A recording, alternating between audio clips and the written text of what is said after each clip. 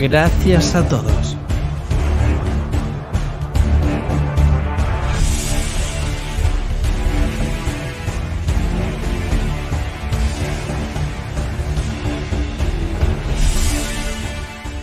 A veces se piensa en la Guerra del Pacífico como una guerra que se luchó solo en los atolones, en las islas pequeñas, pero tal vez en algunos pequeños archipiélagos. Sí, es cierto. Las hazañas de la Old Breed, la primera división de los marines y otras unidades americanas, pero también inglesas y australianas, se han vuelto legendarias durante la Guerra del Pacífico. Algunas de estas fueron contadas hace años por una hermosa serie de Home Box Office llamada The Pacific. Se centra en algunas figuras históricas, incluyendo al sargento y ametrallador John Basilone. Pero hoy no hablamos exactamente de la Old Breed y los Marines. Hoy hablamos de la otra Guerra del Pacífico, una guerra luchada en el mar. Porque a veces se piensa que la Marina solo sirve para transportar a los soldados alrededor del mundo, para luego luchar en tierra. No es exactamente así. Desde los tiempos de Cayo Duilio, mítico almirante de la Roma republicana. En el mar se lucha y se lucha de verdad, se lucha duramente.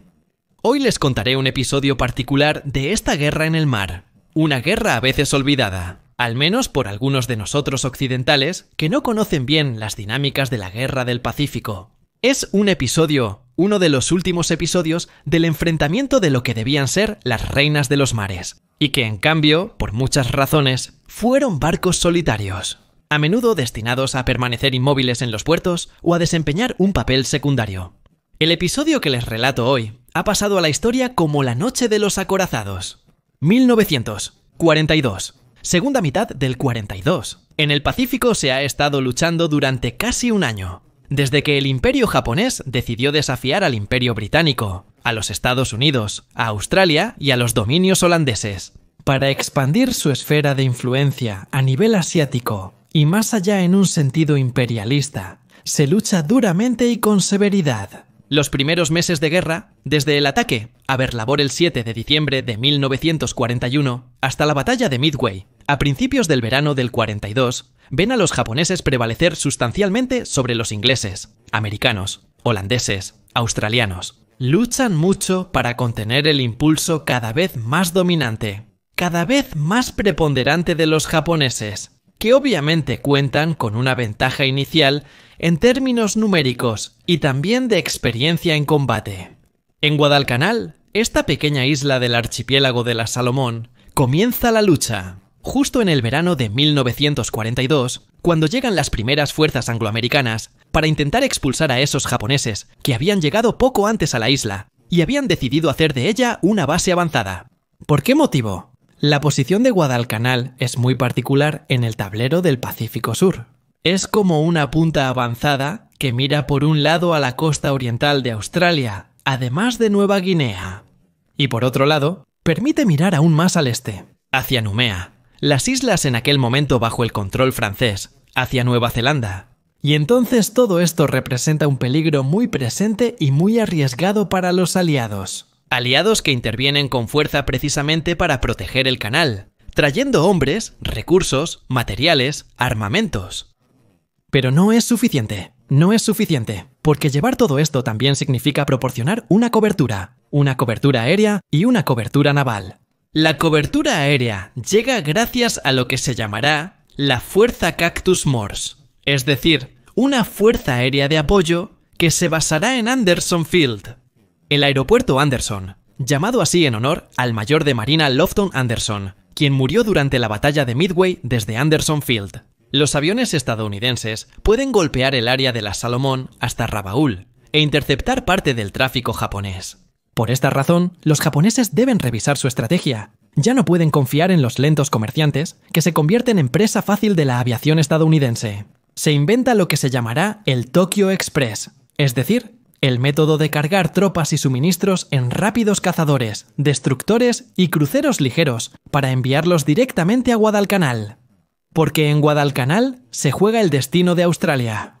Si los japoneses ganaran, Australia estaría amenazada, incluso podría ser invadida a nivel anfibio. Si los agroamericanos ganaran, el frente se invertiría. Ustedes se entienden bien por sí mismos. que precisamente por esta razón Guadalcanal tiene una importancia estratégica muy alta en Guadalcanal. Se lucha de manera dura, pesada, en la jungla de los pantanos, en las playas. Es una lucha brutal, cuerpo a cuerpo, pero también hay una lucha en el mar. Se ve en el verano del 42, un verano en el que inicialmente América, sus aliados tienen muchas dificultades. Entre el 8 y el 9 de agosto de 1942, después de desembarcar a los marines y dejar una pequeña fuerza de guarnición, la Marina estadounidense y la australiana sufren una de las peores derrotas en lo que se conocerá como la Batalla de la Isla de Savo. Durante esa batalla, las marinas aliadas sufren un golpe duro. Se destruyen, se hunden 4 cruceros, además de tener muchos otros dañados, y se lamentarán más de 1000 muertes en el mar. Es el comienzo de lo que los propios aliados, especialmente los estadounidenses, con un toque de ruido un poco negro pero británico, llamarán Iron Bottom Sound. El estrecho del fondo de hierro entre la isla de Guadalcanal y el islote de Savo. Se registrarán muchísimos hundimientos de mercantes, de transportes, de tropas, pero sobre todo de barcos de guerra. Como si estuviera tapizando el fondo del mar con los restos de los barcos que se hundieron uno tras otro. Algunos rompiéndose, otros en pedazos, otros explotando, otros simplemente hundiéndose de proa a popa o volcándose. De muchas maneras se hunden esos barcos. El 8 y 9 de agosto, como se mencionó, tiene lugar la primera batalla y es un desastre. Entonces, el almirante Nimitz ordena al almiral Olsey que defienda la zona de manera más decidida. Para evitar, sobre todo, que los japoneses hagan fluir refuerzos que podrían ser decisivos en la batalla terrestre. Por otro lado, los japoneses no se quedan de brazos cruzados. De hecho, tienen toda la intención de recuperarse. Guadalcanal, de completar la pista que fue tomada por los americanos y atrincherada por un campo fortificado, y de continuar su ofensiva. Por eso llegamos a 2 enfrentamientos cercanos. Enfrentamientos que ven a 2 flotas muy heterogéneas enfrentándose. La primera, la japonesa, se basa esencialmente en 2 barcos de guerra rápidos. Tienen la particularidad de ser de la misma clase. Ella y la Kirishima son parte de la clase Kongo, diseñadas en Gran Bretaña y luego reconstruidas en Japón. Inicialmente, eran cruceros de batalla. Fueron reconstruidos entre los años 20 y 30 como barcos de guerra rápidos, el ideal para escoltar los equipos de portaaviones. Son la Yale y la Kirishima, 2 de los barcos que participaron, aunque de manera indirecta, en el ataque a Pearl Harbor.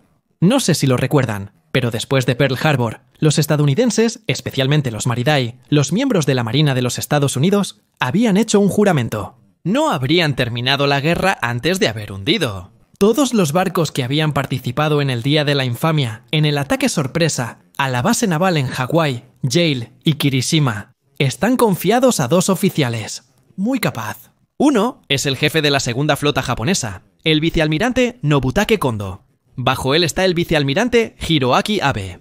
A Abe se le ha encomendado una tarea crucial: ir con su equipo de batalla y la escolta correspondiente frente a Guadalcanal. Y bombardear el campo Henderson. Con balas shrapnel, las de fragmentación, para hacer inutilizable la pista. Al mismo tiempo, otro equipo, bajo el mando del contraalmirante Raizo Tanaka, escoltará los transportes.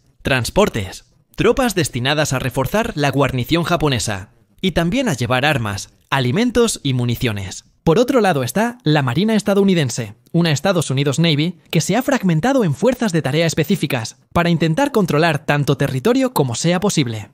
A la fuerza de tarea, Grupo 67-4 del contraalmirante Daniel Callahan, se le encomienda la tarea de controlar la zona, de vigilar el canal. Callahan ha sido informado de la llegada de la flota japonesa. Debe interceptar los transportes de cualquier manera. Callahan no sabe de la presencia de la fuerza de bombardeo, pero lo que es peor es que no conoce exactamente la disposición en el mar de la flota japonesa. Callahan simplemente se va para interceptar los transportes. Bueno, esa fuerza de intercepción es vista primero por los japoneses. Al amanecer del 11 de noviembre de 1942, los bombarderos en picado japoneses, lanzados desde el Junio, al norte de Guadalcanal, atacan la flota americana. Una flota que no es la de Callan, sino la de otros transportes, los americanos. Porque está claro que incluso los americanos no pueden prescindir de suministros de agua potable, de municiones. es la señal de que es necesario intervenir. A Callan se le da la orden de avanzar a toda velocidad a través del estrecho. El Iron Bottom Sound, que separa el islote de Savo de la isla mayor de Guadalcanal, para interceptar la fuerza enemiga. Se sabe que también hay, precisamente, un portaaviones, mejor aún si se logra hundir. Cuando Callan llega al Iron Bottom Sound, comete un error. De hecho, no está solo. También está su subordinado, el contraalmirante Norman Scott, que está en la vanguardia, a bordo del crucero ligero United States Ship Atlanta. Scott parte con el Atlanta y sus cazas al frente de la formación.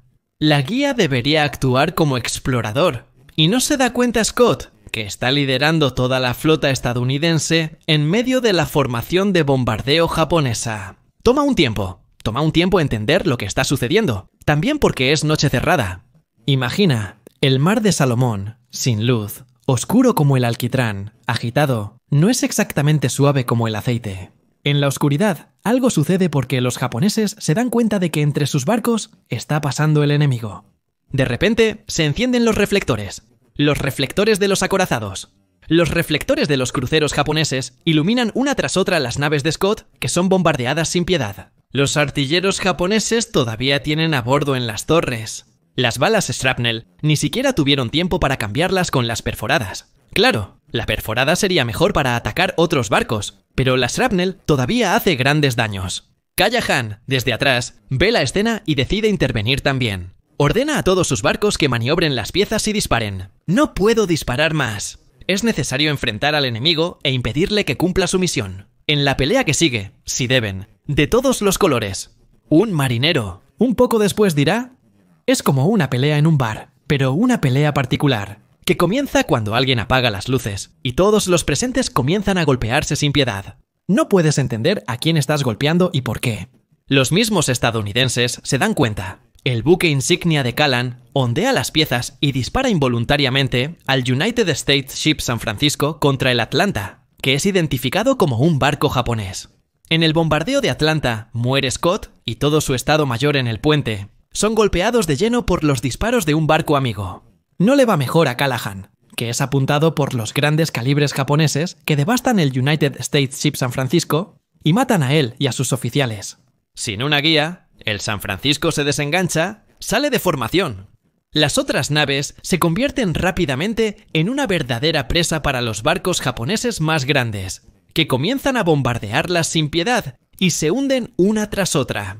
Casi nadie se salva. En este caso también es una dura derrota para los estadounidenses, pero han logrado un golpe bastante bueno. Sí, porque en ese caos realmente increíble, en la oscuridad, con los reflectores iluminando, primero un barco, luego otro, luego una formación, luego la formación opuesta. Y ni siquiera se puede entender quién está atacando a quién. Un caza estadounidense se acercó mucho a la Jay, uno de los dos barcos japoneses más grandes. Y, al tener un perfil más bajo, logró atacar a la Jay y a bombardearla, con los cañones, incluso con las ametralladoras, hiriendo al almirante Abe, matando a su jefe de Estado Mayor y golpeándola en la obra muerta, abriendo brechas. La Jay está gravemente dañada. Abu, herido, entra en pánico. En lugar de terminar y dar el golpe de gracia a la flota estadounidense, que está reducida a la mínima expresión, ordena invertir el rumbo, regresar, apuntar hacia el norte, para reorganizarse y luego volver.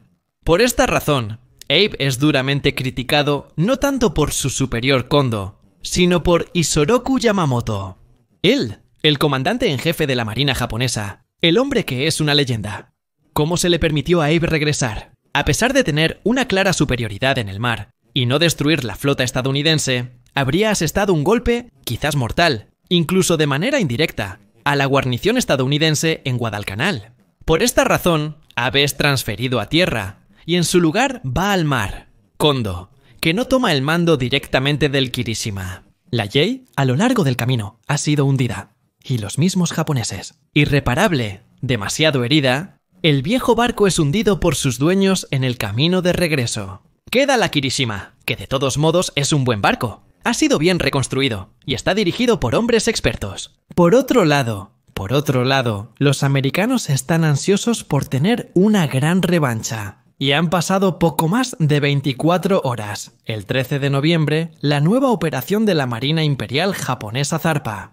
Es el momento de volver frente a Guadalcanal y terminar el trabajo, esta vez atacando realmente Henderson Field y sobre todo escoltando los últimos transportes, los vitales para los japoneses. En el frente opuesto, los americanos tienen la intención de vengar la muerte de 2 almirantes. Nunca se había visto en una época contemporánea una tragedia similar para los americanos y, sobre todo, destruir la fuerza de ataque japonesa. Es un ajuste de cuentas. Es el momento de poner en juego todo lo que se tiene a disposición. Es la razón por la que Olsey encarga al contraalmirante Willis Lee tomar el mando de la Fuerza de Tarea 64, compuesta por 2 barcos de batalla muy modernos, el United States Ship South Dakota y el United States Ship Washington. También estaría la Enterprise, pero el portaaviones es el único que queda en el teatro de guerra de las Salomón. Y además, ha sufrido una avería eléctrica en uno de los ascensores. Por esta razón, se mantiene en reserva. No se quiere correr riesgos. En el mar, Willis tendrá los grandes cañones de sus acorazados y algunos cazas de nieve de escolta. Por otro lado, Kondō apuesta por Kirishiba. En su buque insignia un crucero pesado, el Tago, y otro crucero pesado, el Takao, más otros barcos ligeros. El enfrentamiento debe ser total, y será uno de los muy pocos enfrentamientos, y en la cronología, el penúltimo, entre grandes barcos de batalla. Durante la Segunda Guerra Mundial, se habían visto otros enfrentamientos de barcos de batalla, pero no tantos. Podemos atribuirlos esencialmente a punta estilo. Verano de 1940, breve intercambio de disparos de cañón entre Regia Marina y Mediterránea. Flota inglesa a la caza del Bismarck, con la batalla del Estrecho de Dinamarca, cuando el Bismarck apunta al Hood y lo hunde, para luego infligir golpes pesados también al moderno Prince of Wales. Y posteriormente, en el día de Santo Esteban de 1943, habrá la última gran batalla entre barcos de superficie, cuando el Su Majestad Británica, Duke of York, hundirá al Charthouse. Por lo tanto, la batalla, la segunda batalla naval de Guadalcanal, se convertirá en uno de los últimos y raros enfrentamientos entre acorazados. La noche del 14 de noviembre, las 2 fuerzas se enfrentan. En el radar, Willis ve la formación japonesa, se prepara para atacarla. Por otro lado, Kondō tiene la misma determinación. Pero hay problemas en ambos lados, porque nada en el mar va como se quisiera o como se había planeado. Esta vez no hay un error de maniobra. Esta vez, la flota estadounidense no termina en medio de la japonesa, sino que es un caza japonés enviado a explorar el que termina bajo el fuego, de los grandes calibres estadounidenses. La Yanami, ese es su nombre, es casi la víctima a sacrificar.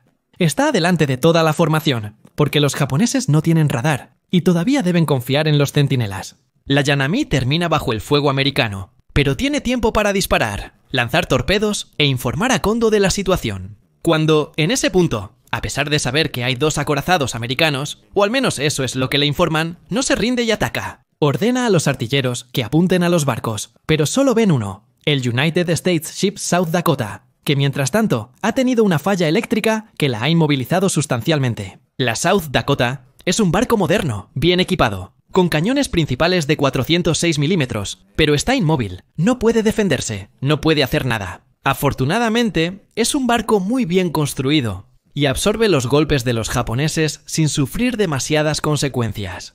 Involuntariamente, Willis tiene una gran oportunidad.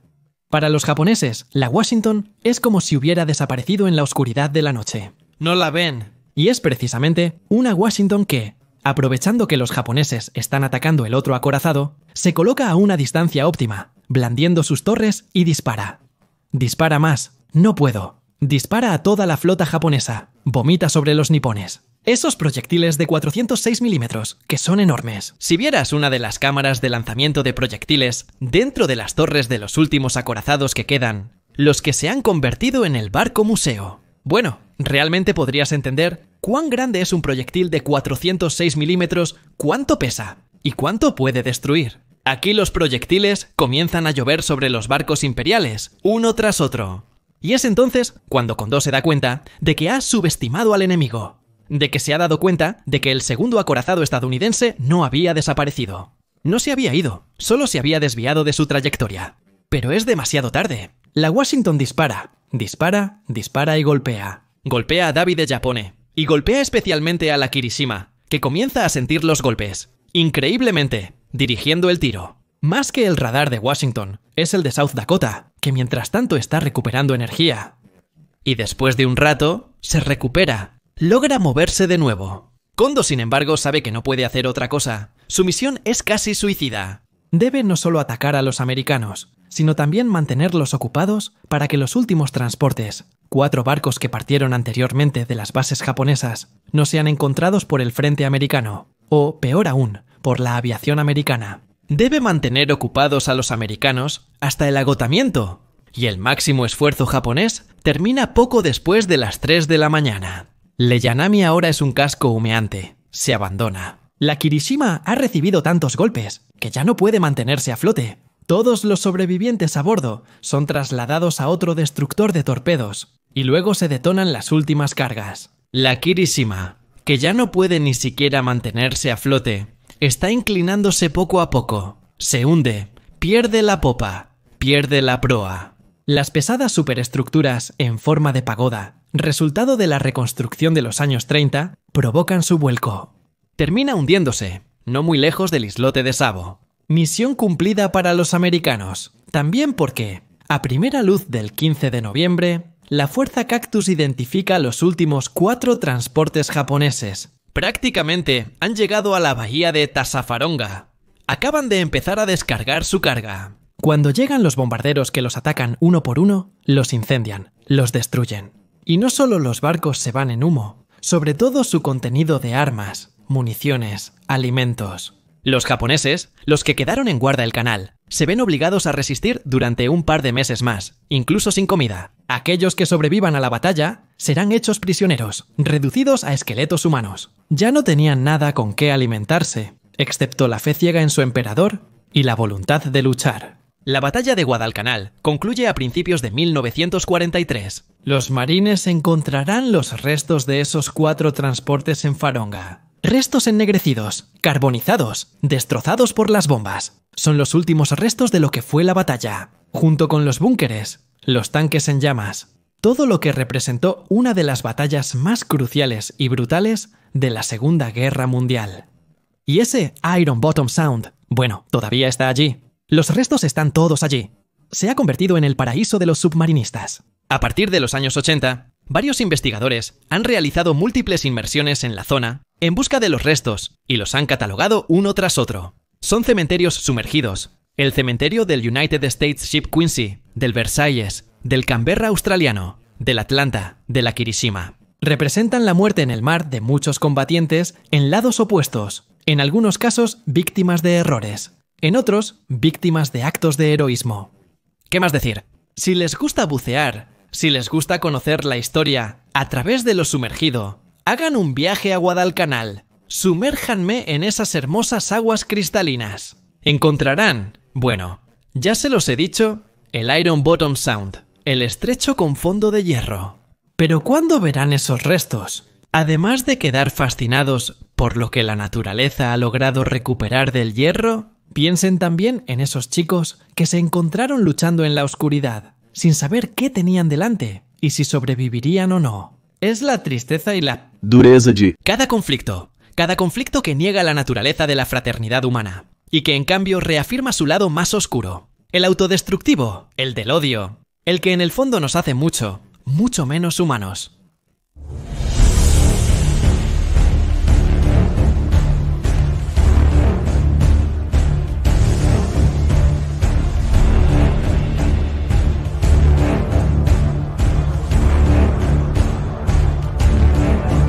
Gracias a todos.